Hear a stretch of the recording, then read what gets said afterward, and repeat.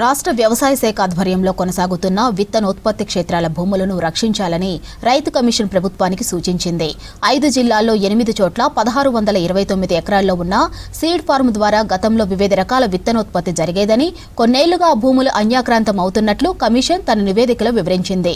సచివాలయంలో ప్రభుత్వ ప్రధాన కార్యదర్శి రామకృష్ణారావును కలిసి సీడ్ ఫార్మ్ భూములపై రిపోర్ట్ అందజేశారు రైతు కమిషన్ చైర్మన్ కోదండరెడ్డి, సభ్యులు భూమి సునీల్, గోపాల్ రెడ్డి. కామారెడ్డి జిల్లాలో గత నెలలో కమిషన్ పర్యటించిన సమయంలో మూల్తుమెద్మలో 700 ఎకరాలకు పైగా ఉన్న సీడ్ ఫార్మ్ అన్యాక్రాంతమయ్యే పరిస్థితిలో ఉన్నట్లు అక్కడ స్థానిక రైతులు కమిషన్ దృష్టికి తెచ్చారని, వెంటనే కమిషన్ ఆ స్థలాన్ని పరిశీలించినట్లు సీఎస్కు వివరించారు. భూభారతిలో కొన్ని చోట్ల భూములు రికార్డులలోకి రాకపోవడం విషయాన్ని తెలిపారు. స్వాతంత్ర్యం వచ్చిన కొత్తల్లో మంచి ఉద్దేశంతో అప్పటి ప్రభుత్వం భూములను కేటాయిస్తే ప్రస్తుతం ఆ భూములు అన్యాక్రాంతం అవుతున్నాయని గుర్తు చేశారు. ఏ లక్ష్యం కోసం భూములు కేటాయించారోనే దానికోసం ప్రభుత్వాలు పనిచేయాలని కమిషన్ సూచించింది.